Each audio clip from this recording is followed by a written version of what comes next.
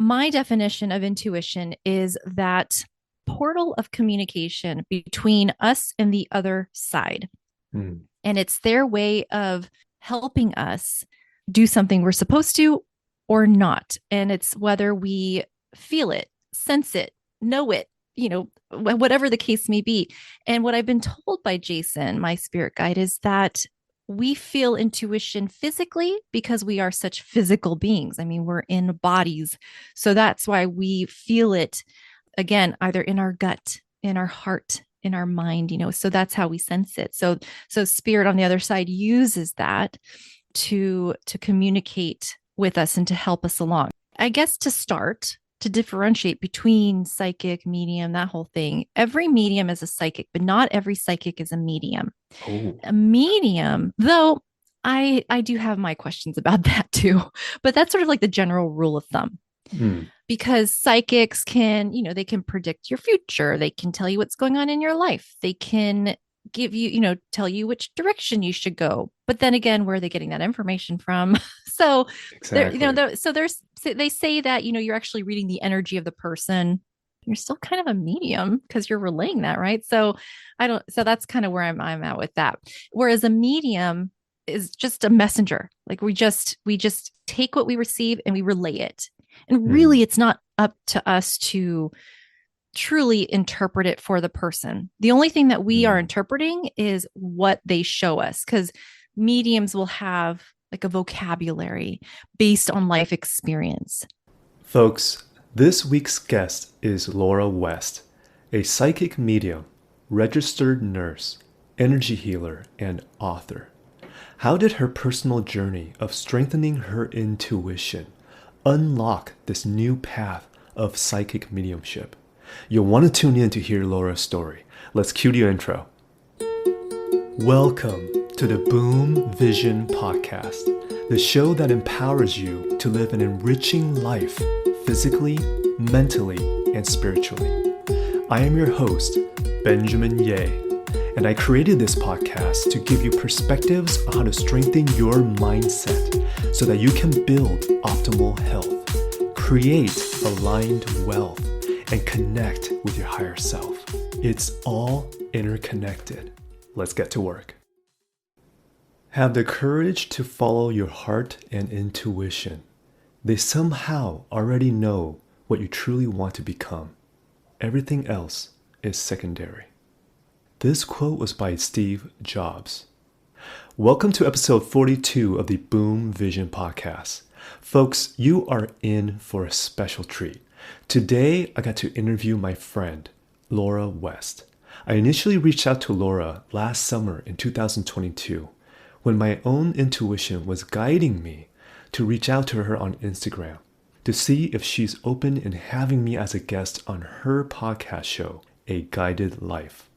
And when we've had our first Zoom call, it was such a warm connection that I knew I had to have her join us on Boom Vision. As a brief background, Laura West is a registered nurse, energy healer, psychic medium, author, podcast host, and TV host dedicated to both the sciences and spirituality. She has participated in multiple international spiritual summits, has taught about intuition on several virtual platforms to students from all over the world, contributed to both national and international journals and magazines, and has been invited as a guest on several podcasts. Now she hosts both her own podcast called A Guided Life and a TV show called Life from the Other Side on the Everyday Women TV network. She has also authored her book titled Guided. She is dedicated to spreading the word of love and teaching others how to communicate with their spirit guides through intuition. Laura lives in San Diego, California with her family. So without further ado, here's Laura. Laura West, thank you so much for joining us on the Boom Vision podcast today.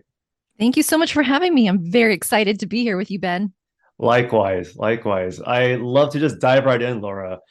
I Let's love do to it. hear your origin story. How did it all start for you personally, professionally, and kind of what led to the current path that you're on today? That is a really good question and a very relevant question. I like to say, similar to how you mentioned chapters in your life, I like to say that I've had two spiritual awakenings so far.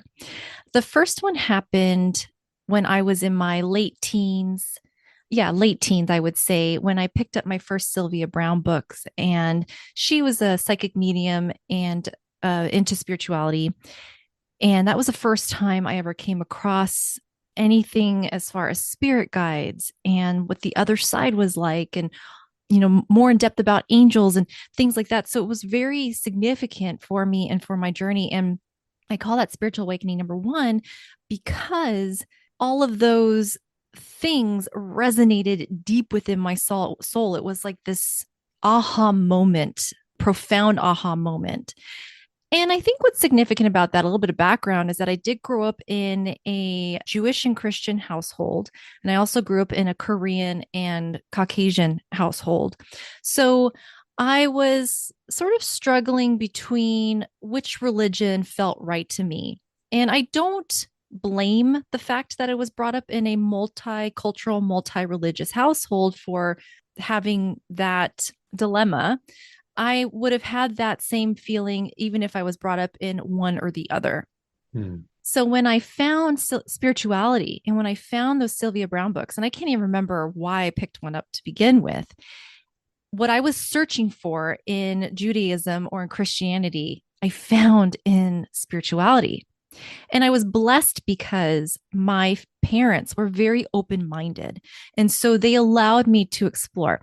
I want to say they sort of, not that I was looking for permission, but at the same time, you kind of, I guess, need that from your family, that support and that open mindedness. And so, because of that, I was able to explore spirituality and find what did resonate with me. And that's when I first met my spirit guide, Jason. I met him in a dream and, soon, right off the bat. And then life happened. I went to college. I got married, had kids, bought a house, da da da, all that good stuff. And then fast forward now to, I want to say 2019 to early 2020, when I experienced what I call spiritual awakening number two. And the reason is because even though I came into and I already knew who my spirit guy was, I knew things about the other side just from reading already. That was the time when I started meditating. And I had never done that before. I was actually scared to meditate before that because I was like, who's going to take over my body? Plus, I had all these other preconceived notions of what meditation was. It was like lotus position for hours on end. And that didn't, it didn't sound nice to me. So I never took to it. But when I went to visit my first psychic medium in the summer of 2019, she told me to start meditating. And so I did. And the reason she told me that was because she knew that I wanted to learn to hone in on my intuition. And to me at the time, what that meant was knowing what it felt like when I shouldn't do something, when something bad was going to happen. That to me was what intuition was meant for. It was meant to Hmm. keep you from doing something wrong or bad. Hmm. Little did I know that when I started to meditate, what that did was not only strengthen that feeling of knowing when something didn't feel good or wasn't right, but it also opened up a whole other world of spirit. And it allowed me to start to communicate with spirit and allowed me to actually learn that intuition was more than just knowing what was wrong, but also knowing what felt right. Yeah. And so and I can see too in hindsight different things that happened that sort of set me up for mediumship, but I was able to really open up a whole new world. And I call that spiritual awakening number two because that's when I actually started to communicate with my guides, communicate with past loved ones. I didn't just know about them. I actually started communicating with them Wow. and learning so much more about spirituality because at this point, we're talking about like a 20, nearly 20-year difference between my spiritual awakenings. There's so much more information now available on the internet and YouTube and Facebook groups and things like that I didn't have before. Mhm. So I was really able to, I think, really speed through learning and connecting and going from one thing to the next, to where eventually it led to, me not only doing readings for people or healings for people, but also me writing a book, and then me making a card deck, and then me starting a podcast, and now me starting a TV show. So it just sort of spearheaded and like pushed me into all of these amazing things that I learned to say yes to because they felt good intuitively. Wow, thanks for sharing that, Laura. Yeah. There's so many ways we can go down the rabbit hole based on what you just shared. Yeah. But let's start with the word intuition since you brought that up. How do you define intuition? And what was it like in that first year? You mentioned about meditation, sort of like the gateway to help you really make that first connection of what that means. And so I'd love to understand in that first year of, practicing to communicate and understanding the intuition. But first of all, just what's your definition of that word for you? And what was it like in that first year when you were able to lean in on that more? Yeah, that's a really good question. And I think that it could be really helpful for somebody who may be new to all of this, or maybe not quite understand what intuition is, or maybe not understand what it means for them. So when I share about what intuition means, it's what I've been told from my guide, Jason. And so I know that there are many different definitions going on out there. And so it's what resonates for the listener. So my definition of intuition is that portal of communication between us and the other side. Hmm. And it's their way of helping us do something we're supposed to or not. And it's whether we feel it, sense it, know it, whatever the case may be. And what I've been told by Jason, my spirit guide, is that we feel intuition physically because we are such physical beings. I mean, we're in bodies. So that's why we feel it, again, either in our gut, in our heart, in our mind, so that's how we sense it. So spirit on the other side uses that to communicate with us and to help us along. Now, who spirit is, now that's a whole nother question too, and a whole nother episode probably. Yeah. And so open to whatever it is for you. Because one thing I've learned about spirit is it's limitless. Nothing's black and white. It's not, this is exactly who it is, or this is exactly what intuition is. It's not. So that's why it's so important to gather information and hear from other people what they've learned intuition is, or whatever else regarding spirit, but then taking what resonates and feels good to you, using your intuition to decide if it's meant to be that for you or not. Yeah. Yeah. No, I love that. As I explained in my show, I call the intuition basically your soul GPS, right? Yep. It's just Yep. letting you know if you're on the right course or if you need a course correct. And Exactly. and you're right, like everyone's intuition, they all have it. It's just a matter, are you paying attention to it and Mm-hmm. understanding what's the language and way it wants to communicate with you? Mm-hmm. Right. And the visual that I get, it's almost like if you're, for example, if you're driving like a Tesla and you've got this expansive dashboard, but you've only been using maybe 10% of it, which is just learning how fast are you going, what's the range that you have left. But intuition is this almost baked in soul GPS where if you learn to listen on how it wants to signal to you, is it physical? Is it through vision, right? Is it auditory? Everyone's going to be receiving information differently. But if you can lean in and tap on it, and meditation, just even simple form of breathing where you don't have to sit cross-legged for 3 hours on end, right? It's Yeah. just every meditation really comes in a lot of different forms, but it's just Mm-hmm. a simple way to understand it is just quiet your mind. That's it, right? Allow those channels to be able to come through in a very clear way rather Yeah. than all the noise of thoughts that we have running through our mind on a daily basis, Yeah. right? Yeah. And the way you described it, Laura, it reminds me of a quote, which is that intuition is really a sudden immersion of the soul into the universal current of life. And this quote was by Paulo Coelho. I Oh believe he's yeah. the I feel like I've author heard of of him the, before. yeah, he's the author of the Alchemist book. Oh, nice. And just the way you describe intuition just is just an immersion of the Mm. current of life, right? Mm-hmm. And Mm-hmm. so you mentioned what started for you was meditation. But what was it like for that first year? Like how do Yeah. you distinguish that versus, your inner voice and things like that? Yeah, that's such a good question because I think a lot of people hear all the time, hone in on your intuition, hone in on it. But the question is, well, how do I do that? You talk about quieting your mind. What does that mean? So, I'm a very practical, rational person as well. So for me, I'm like, tell me the steps, or tell me what you did, or what do I do? Like, what do I do to accomplish that? And so what I like to share is that for me, when I started meditating, I still to this day love guided meditations. I do because I feel like it gives my brain something to focus on versus me just sitting quietly. Like I get too impatient. It's just for me, guided meditations work really well. And I just would follow what the person on the guided meditation would tell me to do. And a lot of the times it was, breathing. If you start to think about something, just observe it. And what that means is don't start to put emotion to it. Like, don't start to be like, oh my goodness, like I didn't put the laundry away. I'm such a bad person. Da da da. It's like, oh, laundry. All right. I'll come back to it later. Let it go. It's kind of like that.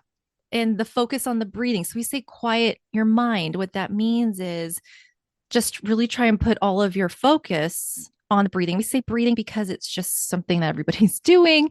And, whether it's you feel the air passing through your nose or you feel your chest rise, or it's just focusing on that and working, practicing to not let the outside stuff sort of take over your mind, but it will happen. And when it does, Mm. that's when that observing it and letting it go and trying to remind yourself to come back to focusing on breathing, or if you're listening to a sound, or whatever it is that you're trying to just tune into, that one thing.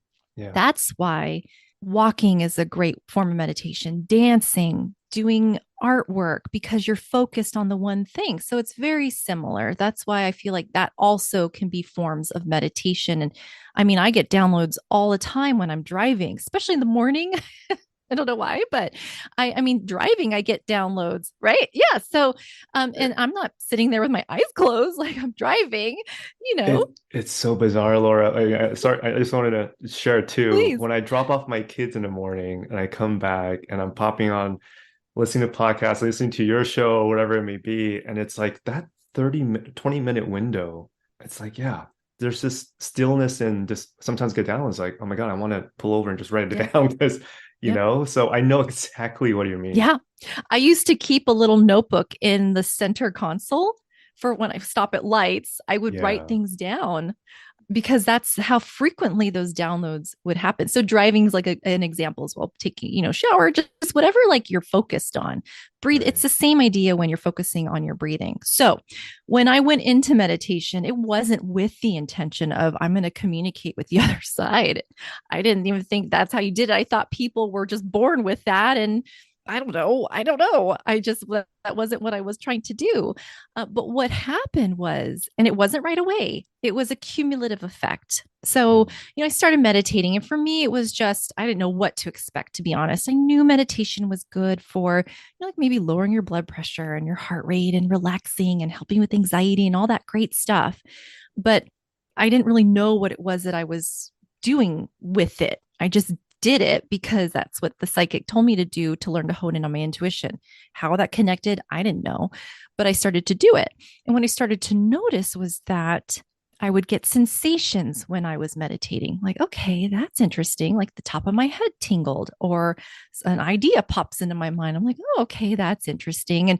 And then, I started to learn more about communicating with my guides, and I would start to do like channel or download writing. And what I found was the meditation over time just naturally rewired things in my brain that allowed me to quickly focus and quiet everything else to focus on, okay, what words are popping into my head as I write them down? Okay, I asked a question. What answer is coming to me, first thing? And then that's kind of what happens. So the meditation plays a big part, and it's sort of a gray area between meditating and quieting versus communication on the other side. It's kind of gray.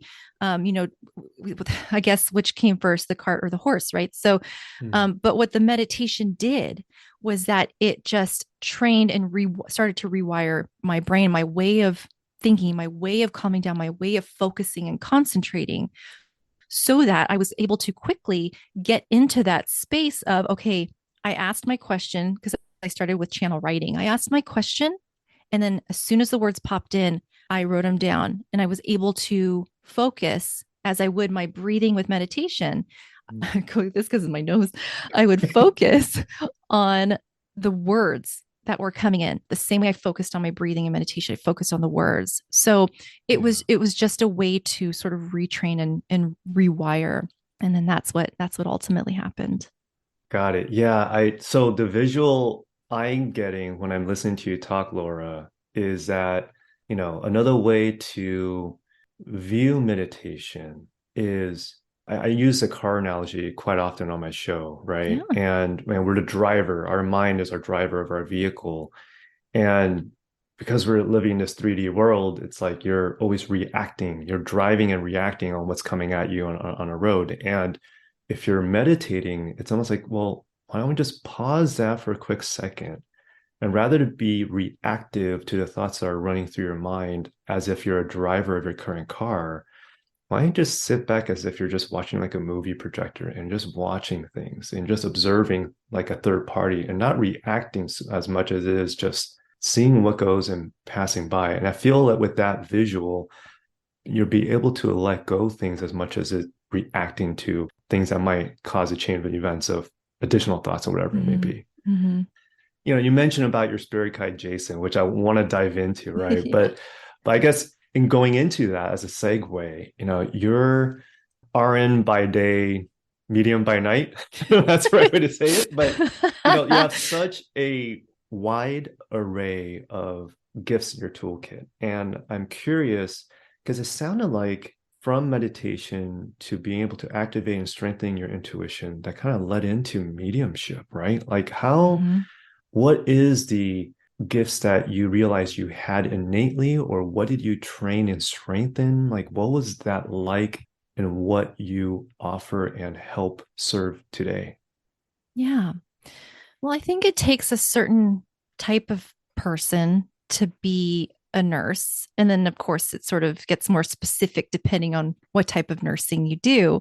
But in general, you have to care about people and you have to be willing to take care of people and see them at their worst and be there with them at their happiest moments. It's just so varied.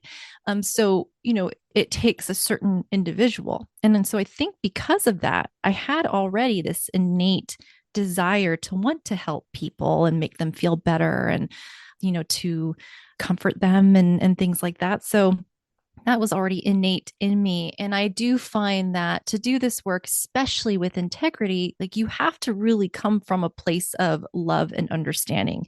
Mhm. You don't really have to like everybody, but you have to at least understand that they're on their own journey. They are their own individual, and that not liking everybody is also a learning experience too. So, but you have to still love people, and whether you realize that's what it is or not.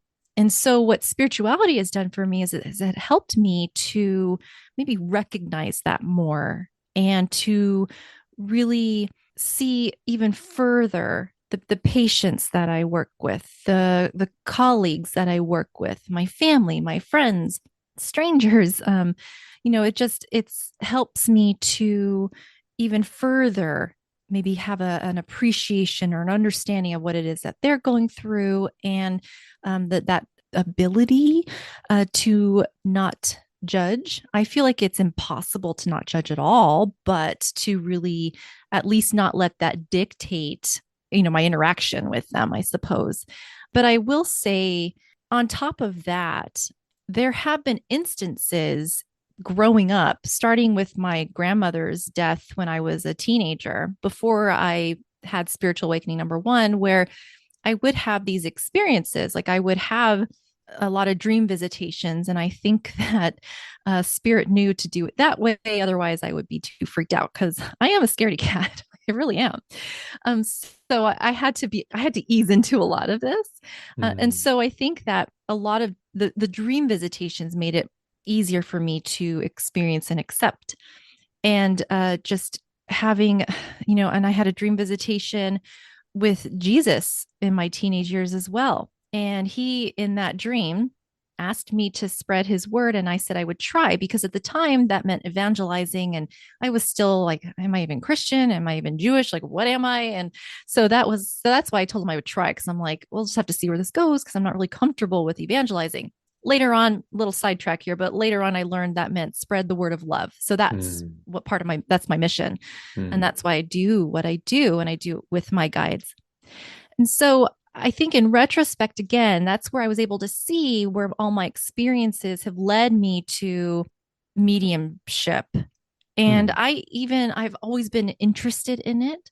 I would always watch the shows. I would get emotional. I really just was very immersed in it. And I really wanted to do that too. So the mm. desire was there as well. But I didn't have the desire to be like, okay, I'm going to go be a medium. I just wanted to hone in on my intuition. That was it. And so that's why I started meditating. But the lovely side effect of that was that I did then become what I can now label as a psychic medium.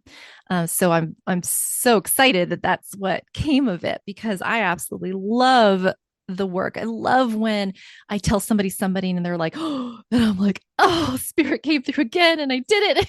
And it's like, I felt really, you feel good. Like you feel good because a lot of it is deciding if it's imagination. Anyway, that's a whole nother tangent. But anyway, I could see how in hindsight, so many experiences led me to where I am now, Yeah. while having that sort of innate desire to want to help people and to Mm. have that heart space. So I'm getting a tingly feeling. So I think that's my intuition telling me something. But the visual I see and sense when I just listen to you, Laura, it's like you're in your own car, right? And from meditation, your car is now quiet. And from that first act of meditation, being able to quiet your mind, it's almost like you're tuning into radio. Remember the old dial, old school Yep. analog, where you're trying to see like what the frequency is, Yeah. and the first time you're trying to get to a radio station, it's like, oh, okay, that's where my intuition is. But then all of a sudden it's like, wait, there's another channel I didn't know about, and that's where you activate also your mediumship. It's almost like as you're turning Yeah. it to kind of frequency, it's like, oh my God, I'm picking up so many. I didn't know there was another FM station, But right? you're What like is an this? AM. I know you said FM, but it's like you're an Yeah. AM, because you're like, does anybody know about these stations? Ah, yeah. you know, Yeah, no, I get it. That crazy. was just the That's a feeling that good I got one. was, That's a oh, good one. Yeah. right. And it's Yeah. like, oh, there's AM, like there's a whole new channel, right? What? Yeah. Right. And then you have, but Yeah. anyway, so, but knowing that you talked about medium, psychic medium, did it mean the same thing? Yes. Okay. So psychic medium, help me understand, like, what does that mean? What's the, psychic medium 101? What does that word Yeah. mean? What is it that you help your clients do as a medium? What are typically the things they are searching for answers of, and through mediumship, they're Yeah. able to get that. Yeah. Absolutely. So I guess to start, to differentiate between psychic, medium, that whole thing, every medium is a psychic, but not every psychic is a medium. Oh. A medium, though I do have my questions about that too, but that's sort of like the general rule of thumb. Mm, Because psychics can, they can predict your future. They can tell you what's going on in your life. They can give you, tell you which direction you should go. But then again, where are they getting that information from? So there, exactly. so there's, they say that, you're actually reading the energy of the person. You're still kind of a medium because you're relaying that, right? So so that's kind of where I'm at with that. Whereas a medium is just a messenger. Like we just take what we receive and we relay it. And really, Mm, it's not up to us to truly interpret it for the person. The only thing that we are mm, interpreting is what they show us, because mediums will have like a vocabulary based on life experience. So for me, I have never, how about like a fisherman? I mean, I've gone fishing, but I don't go like on the boats and like out. I get seasick. I can't. so spirit, if they want to talk about fishing, they're not going to put me like in a fisherman deep sea fishing gone for months at a time situation because I'm not going to understand. I'm not going to register. But they may Mm. show me like fishing on a lake with, so anyway, it just depends on my experiences and what I can reference. And that's the only time a medium really is interpreting. I'm not going to sit here and receive things and then tell the person what I think they need to hear. You just relay the information. That's all that you're doing. But so the psychic medium part comes in because you can also do the other things that just, I mean, I hate to say just psychic, but the person who wouldn't consider themselves a medium, but a psychic can do as well. And it also just takes that extra, like you got to be able to sort of cross this barrier, this invisible barrier to receive that information, whether it's from the other side or whether it's from the person in front of you. So I think that's where that psychic part comes in, being a psychic medium. Got it. Okay. No, that's helpful for me to know and learn because, in my experience of, my family is Taiwanese, and sometimes people will, in a culture, it's also like going to, like a fortune teller, right? And things of Mm-hmm. that nature. Yeah. And the way I always view that, it's like, okay, it's nice to know that what they're seeing is one potential timeline, Mm-hmm. one potential future output, right? Yep. And what I felt is that they're seeing that based on what I feel is what I am currently emitting in terms of energy, where my current frequency and energy are at. But if I were to shift my energy, if I were to raise my vibrations, then there's ways to impact where what they're saying is just one of many potential timelines that can occur in the future. Yeah. Doesn't mean it's a stagnant snapshot that it's definite because Yep. there's Yep. always free will, right? Yep.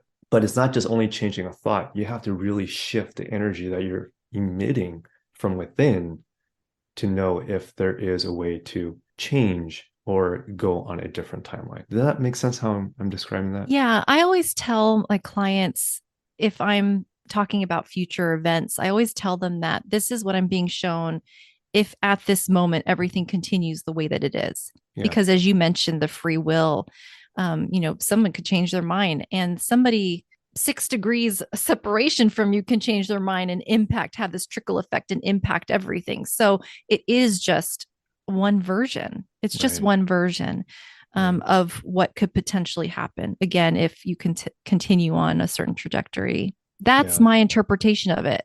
Because the got flip it. side of that, because spirit's so gray, Yeah, the flip side of that is that, well, are things already predetermined? Is you going to exercise your free will predetermined? So it's kind of like it can be really complicated, but I think just to really like as a foundational yeah, place to start, yes, free will can allow you to change the course of your future. And even if a psychic tells you this or that will happen, nothing's set in stone. The future is not set in stone. right.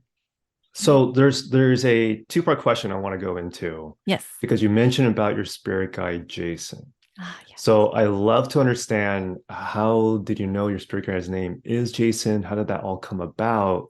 And then the second part of the question is how does that relate to mediumship? Because when you are channeling messages, is it coming from your spirit guide, Jason? Is it coming from someone else? Just so that people that are new to this, what mediumship is, Yeah. there's a better understanding of how that works. Yeah, absolutely. So, Jason, I met Jason when I was late teens, early 20s, around my first spiritual awakening. And Sylvia Brown said in one of her books, to meet your spirit guide, one thing that you can do is ask them to visit you in your dreams. And so I did that because anything else would have probably scared the crap out of me. So I said, okay, I'm comfortable with things, visiting in my dreams. So I put it out there. And I would say about a couple weeks later, I had a dream and I somehow knew that when I saw this man who he came in as a man, I knew to ask him, are you my spirit guide? There must have been something, and I can picture the dream. There must have been something that I knew in that dream to ask Hmm. because nothing said, oh, spirit guide, or nothing said, ask, or, it was just, I just knew to ask. Hmm. So I did. And I asked him if he's my spirit guide, and he said yes. And then I just the next question I asked him was, "What's your name?" And then he told me his name's Jason. So that's how I know. Mm, And that's how I met a second spirit guide close after spiritual awakening number two. I met her and I knew to ask her, and she told me her name, and her name's Lana. mm, That's how I know about those two. So that's how I met Jason. mm, And, to be honest, when I first met Jason, it was just more like, okay, like interesting. And I kind of left it at that. I didn't build a relationship. We didn't communicate. Like, I didn't really know, to be honest, what to do with that other than just kind of continue with life. And so I did. And then it wasn't until later when I started the meditation and honing in on my intuition and connecting with the other side that I feel like he came back again. And well, he was always there, but that we rekindled our connection. And so when I do readings for people, my guides are there because I want them to be.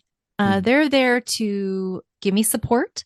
They're there to help hold space, this nice space of communication. And they're there to keep my sitter and me safe energetically. mm, Because I don't want to play with potential for anything, whether or not it's out there. I don't play.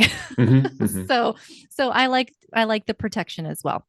Now, when I do readings for people, I have found that it can come from both my team, and I say team because I also do leave it open to ancestors, past loved ones, angels, ascended masters, etc.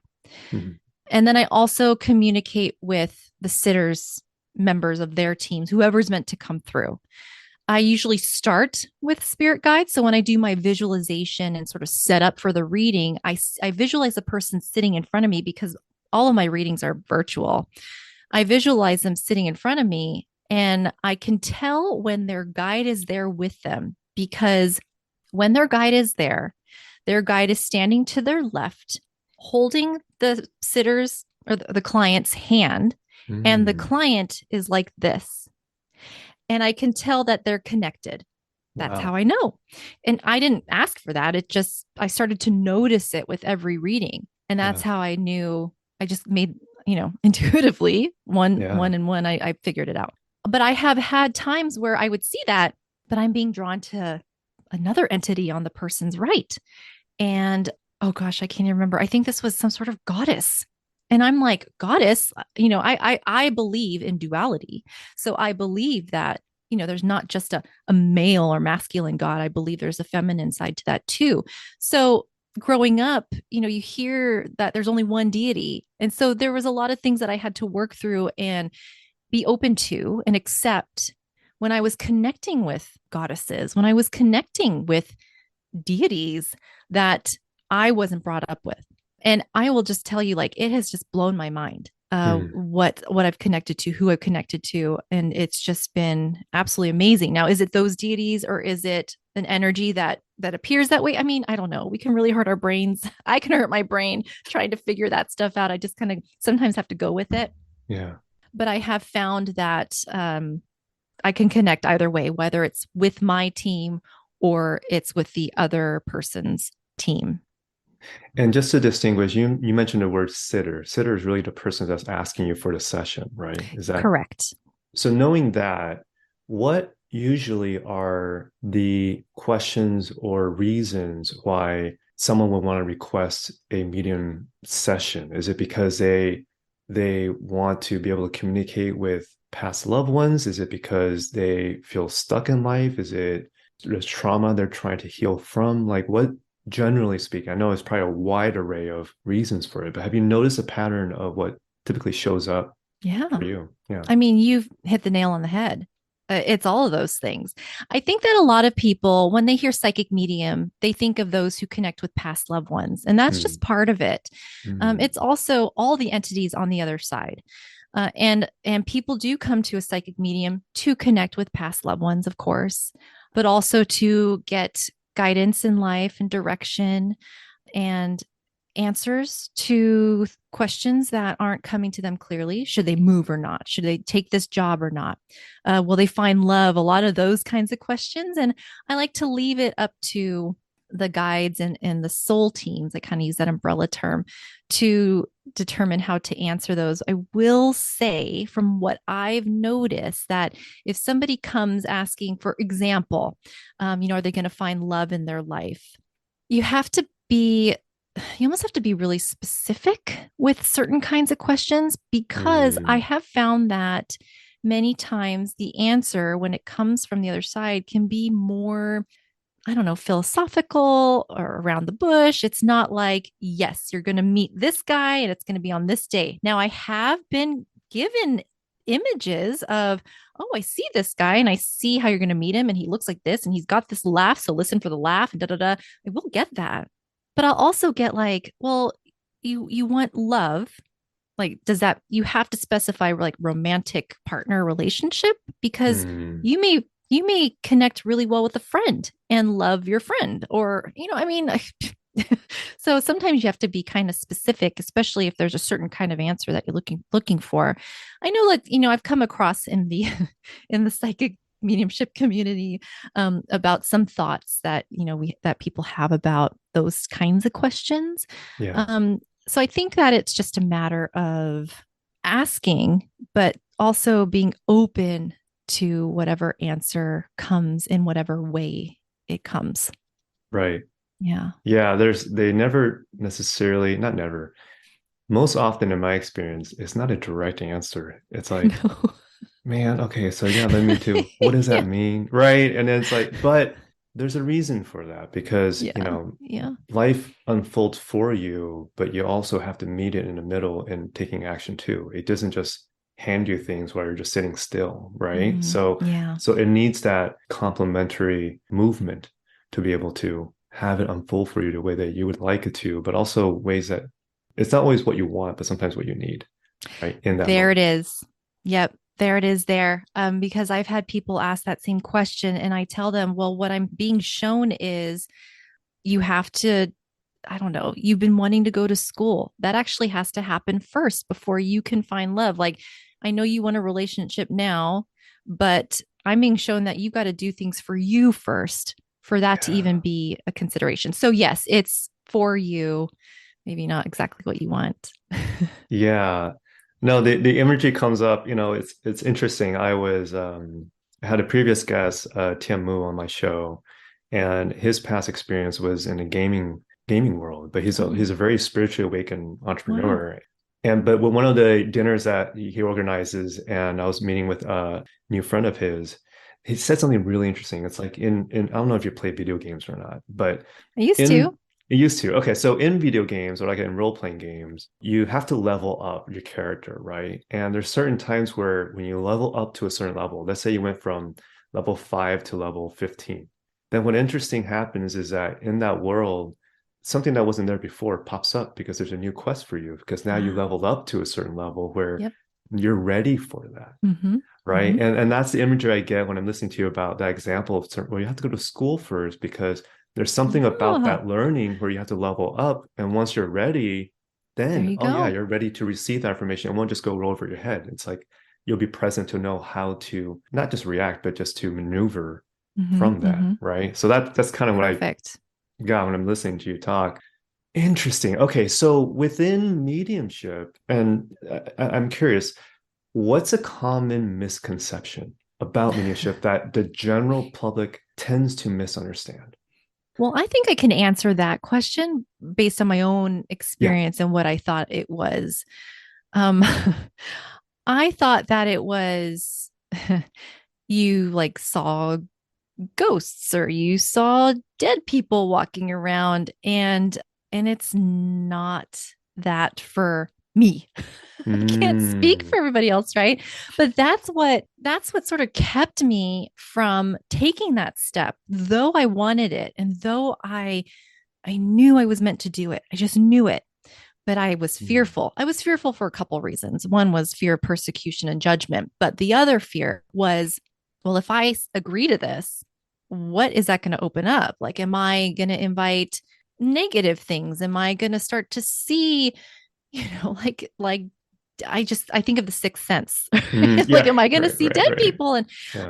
and that's like, I don't want to be woken up in the middle of the night, like with somebody standing over my bed. Like I was, I told you I'm a scaredy cat. So I think Yeah. that was maybe a misconception that I went into with it. And what I've learned, at least for myself, is that it was such a subtle, it was such a subtle change from what I was doing already. So what helped was I Mm, eased into it because I started first communicating with my guides. mm, And what I did was when I wanted to start to explore mediumship and say, I'm not going to be scared anymore, I want to do it, I just had my guide there with me. I had already established a relationship with him. So I trusted him and I felt comfortable with him and I knew that he would keep me safe.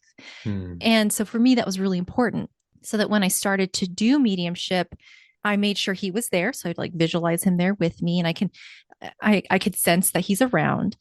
And then I would use him to communicate with the spirit. So like Mm. he would be the one to tell me what the past spirit wants to relay. And Yeah, I used him that way.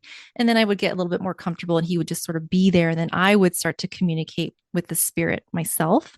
got This it. is just all happening like internally, it's Yeah, yeah. so and then what I found was how I communicated with Jason and my other guides and everybody else.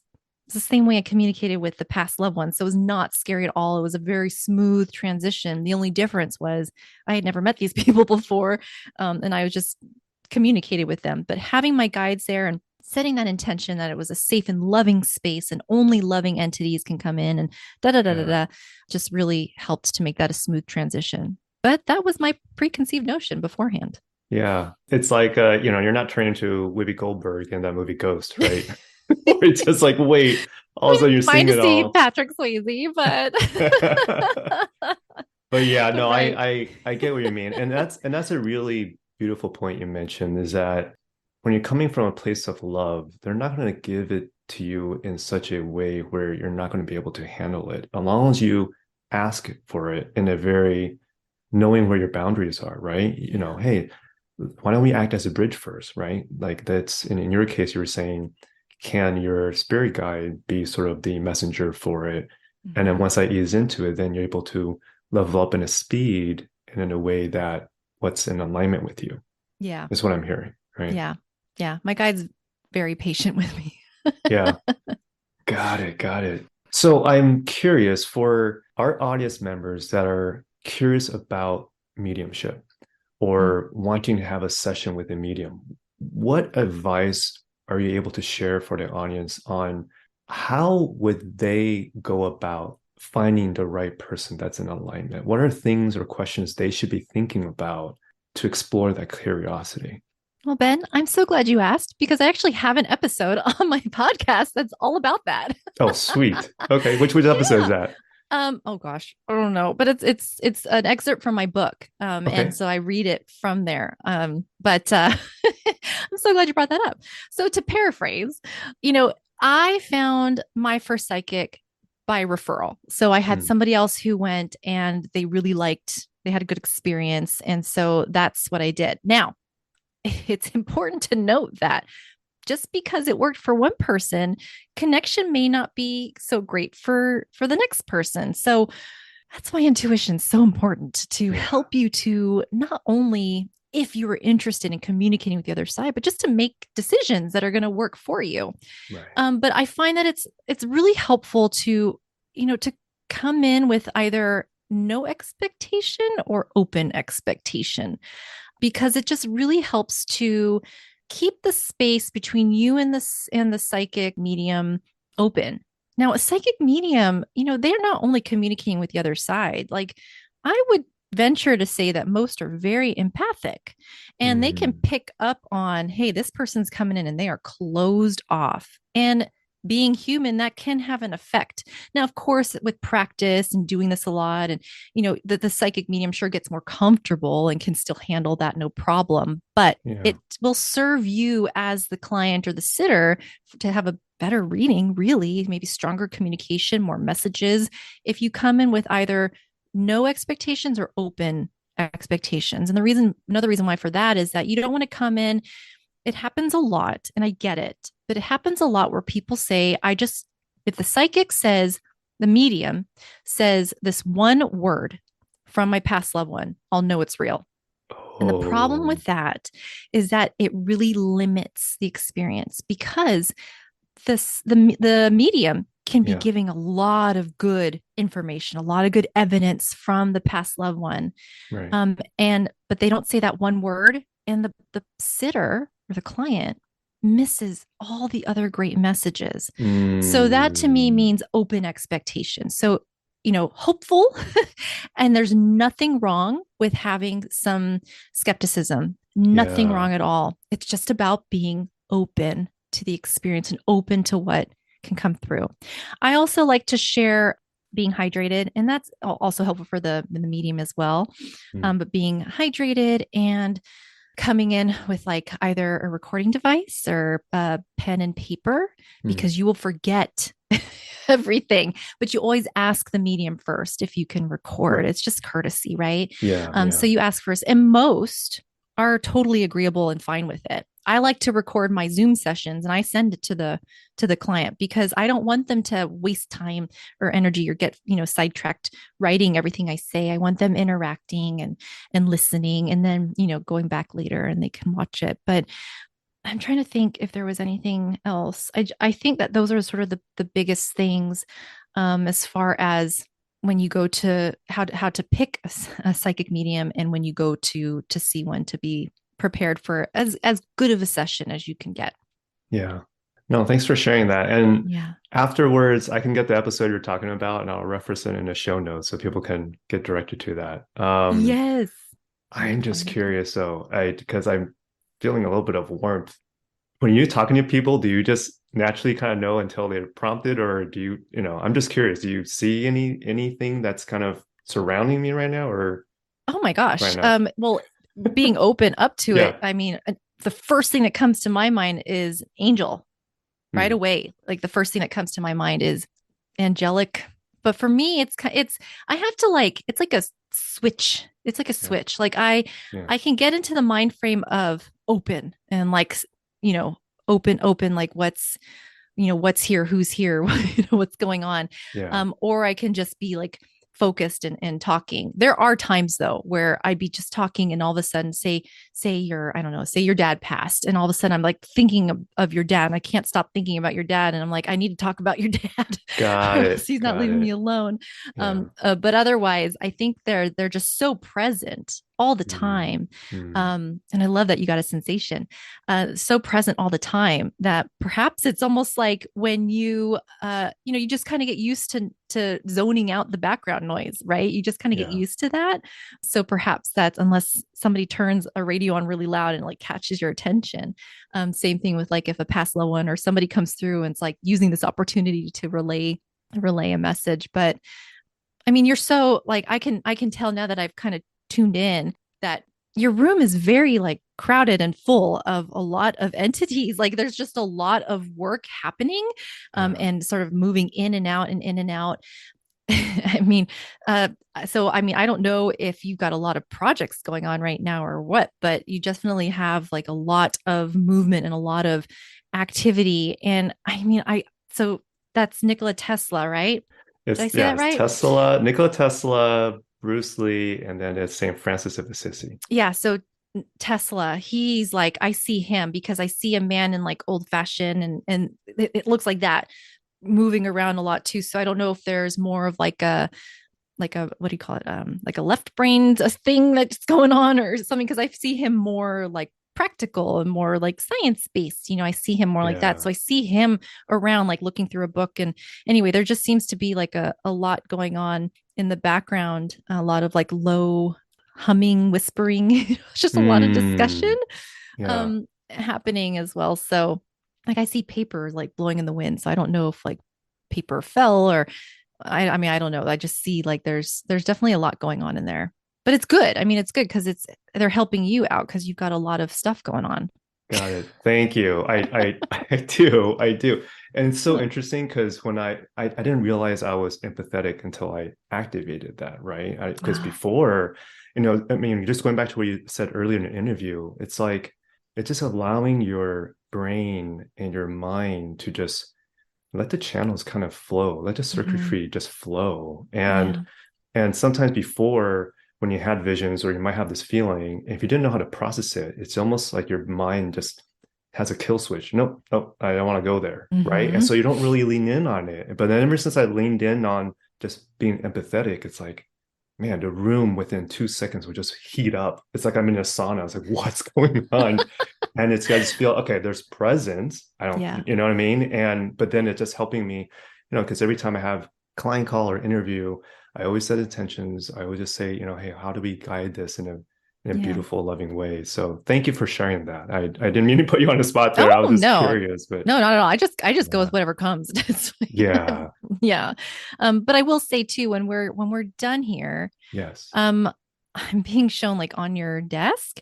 Mhm. Um, I feel like Tesla has something that he wants to show you. So if you Oh, feel like guided to like look at something, I feel like he keeps pointing to something on your desk. So I don't know if you've got like a notebook open or paper or something. yes, There's I something do. that he yeah, there's something that he wants to show you, but I feel like you will know you're gonna whatever like draw whatever your eye is drawn to.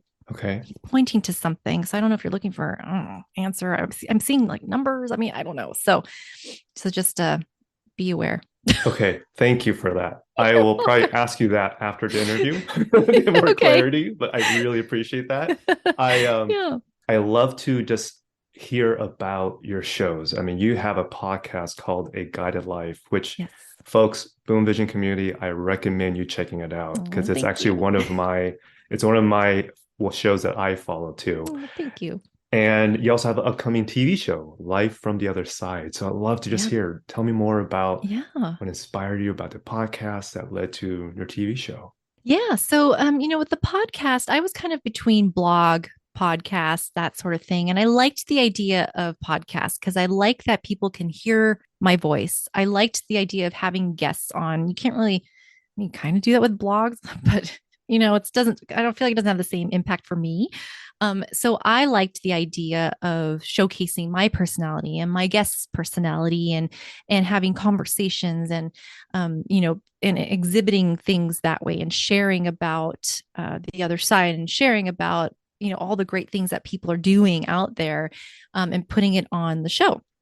And the TV show Life from the Other Side, which is found on the Everyday Woman TV channel, which is like if you have a smart TV, just like how you upload Netflix, you can upload that channel. Hmm. And I wanted to sort of hone in more specifically on a topic. And so for me, it's so important. Part of what I do and when I spread the word of love is reminding people of how supported and guided and loved they are from the other side and how much communication is actually happening with past loved ones, guides, angels, etc., from the other side. And so the TV show, I bring guests on very similar to the podcast, and they either share their experiences by either personal experiences or if they're mediums, sharing like what they've learned in their readings, whatever the case may be, even maybe some paranormal things that Hmm. would be classified more as that, but showing and showcasing how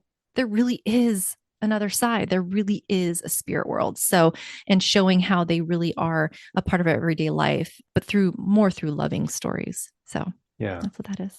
Beautiful. Thank Thank you. you. And I'll share the links in the show notes too, so that people can Appreciate it. be able to Thanks. find that in an easy Thank you. way.